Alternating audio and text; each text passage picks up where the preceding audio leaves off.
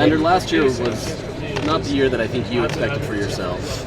How have you been able to improve from that, knowing that you're 100% healthy and that you can kind of be what you want to be this year? Yeah, it was a lot just moving on from the injury and just really starting over. I mean, I'm healthy now, and I was able to start really perfecting my skills again. I didn't have a lot of time to work on it last year in the off season because I was trying to get healthy, but now being fully healthy, I can really just get back to the craft of it. And I'll kind of back what he was saying off. That kind of shows Lander's character from last season because, as we all know, he was battling through injury the whole season, and he was just, you feel me, battling out for the guys and for the teams, knowing that he's a captain now for this team, and he was a captain for us last year too. Maybe he might not have had the title, but it was a known thing that Lander would do anything for the team for this team to succeed.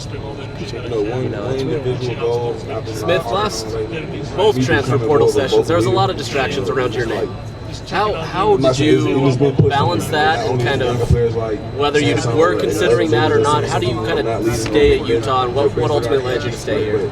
I think the ultimate thing that led me to stay was just the brotherhood that I had made here and the relationships. It's really been the biggest part of since I've been to Utah, man. Just building relationships with obviously Lander, these guys right here, and just everyone on the team, man. It's a really family-orientated program, and that's something that Coach Witt and Coach Scally and now Coach Beck have really continued to enforce on us. Just don't get confused. Don't be selfish. Know that you have a team, and teams win championships, not players, right? So I'd be curious with the new coaches, Jason Beck and those guys, like, now that you guys are going to be playing a little offense, it sounds like, how has that relationship with those coaches developed over time? Yeah, it's cool. It's just a cool relationship to have. I feel like, not saying in previous years that we didn't have that relationship, but this season for sure you can tell that offense and defense, we're all tight, and we all, whether that's with the coaches and the players or even just the coaches, man, you can really see that there's true relationship with him, there's true love behind it. So just getting to know Coach Beck. I actually, when he first got here, I hadn't had too many conversations with him, just like what's up, coach? Hello, how's it going? But I was able to have like some conversations with him and really get to know him and get to know his story and get to know his family. It's just been really cool, and he's a great dude. He's witty, he's funny, he's smart. It's awesome. I guess who came up with the idea for you guys to maybe play offense? Was it something that you guys proposed, or was it something that Jason or Kyle came up with? I think it's a mixture. I mean, I don't want to say no. If they want me to do something, I'm willing to do it. And then also, the coaches have to be on the same page, and they have to be willing to do it as well. So it was kind of a mixture on both sides. Lander, I'm curious, how good is it going to feel to have Le'Vani back out there with you this fall? I can't wait. I'm so happy just to see him healthy. I'm happy to see that. Just have him working out with us, running with us. It's awesome to watch, and I think everyone knows how good of a player he is. And so it's just going to be exciting to watch him on the field and what he can do, because he's a special player. Also, adding on that, John O'Hell has his first full off season as a linebacker. What have you seen from him? I know Kyle said that he's up to weight and he looks like a different player. So what have you seen, being in that room with him? He's going to have a very long career playing football. He's a special player. I mean, like, he has things that you can't teach, the intangibles. I mean, he just knows how to make plays. I think having last year under his belt, he's made huge strides in improving at the linebacker position. So you guys just sit back and watch what he does this year. For you both, do you feel like this year is kind of a critical season after last year that you need to avoid having 2 losing seasons in a row and kind of get back on the right track? For sure. I think it just comes down to putting our head down and really, truly working. I think why not be an underdog, right? You love to have an underdog season, underdog story, and just having that chip on our shoulder to know what we had to deal with last year and just to build off it, man. It's exciting, and like we were talking about, we're itching to get to the season, man. It's exciting. It's a fun time. Defense has always been kind of the crown jewel of Utah, but last year you realized, or maybe you didn't realize, but you saw that offense has to still generate. How important is it to be able to support them knowing that it is a full team unit?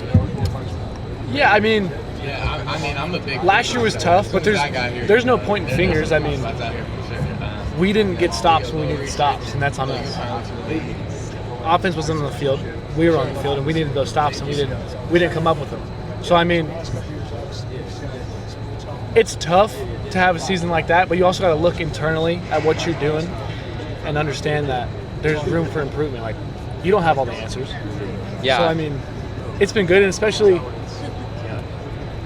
with this new offense, it's exciting because if you have a good offense, it makes the defense's job 1,000 times easier. So I'm excited for it. Yeah, football's the team sport, right? So if offense scores 14 points, defense has to not give up 14 points. It's really that simple. So like Lander was saying, there was a lot of opportunities that defense had missed on last year, and just obviously you got to learn from those experiences and grow from them. And in years past, there's been games where the offense has saved our ass. I mean, look at USC home game in 2022. We gave up 40-something points, but the offense was firing right back. So, I mean, there's give and take. So you got to have each other's back all the time. Smith, I'm curious about the other corner spot opposite Scooby. You know, there's the 4 transfers that have come in, plus you have 2 more that you added this spring. What have you seen from, you know, the rest of the corners as this summer has, like, happened? Yeah, so we have Jeremiah Caldwell, we have Donovan Saunders, we have Blake Cotton. Those are the 3 transfers I believe we brought in, and then Jason Sosolo, freshman. And it's awesome to see development. And obviously, when you come to a new program, you got to learn the playbook, which isn't always a simple thing, right? So just seeing them get it really quick and continue to progress every single practice and every single day, even leading up till now, it's exciting just to see that I could trust any of them out there and trust that they can make a play. Is there anything you guys have seen different internally, whether that just be kind of player-led leadership or chemistry in the locker room compared to last year? I think the best, compared to last year, I think just as a total, I think leadership plays a big part in programs that succeed. So just the leadership, so obviously I was talking about, we have Lander, we have a lot of guys who are just confident, and with confidence comes leadership, right? So it's a player-led team, which is a good thing to see. And along with that, I mean, with the portal and how much turnover there is, there's always doubt with how the team's going to mix all the new faces. And I'm not going to lie, I had doubt myself. Like, I wasn't sure how everyone was going to really mix together and come together. But I was surprised how well this whole team is taken to each other. I mean, it was like everyone already knew each other. It was surprisingly crazy how well everyone took. I mean, we're very close. And we still have new guys coming in, new freshmen coming in the summer, and they're just coming right along and fitting right in. So it's been mind-blowing how easy the transition has been.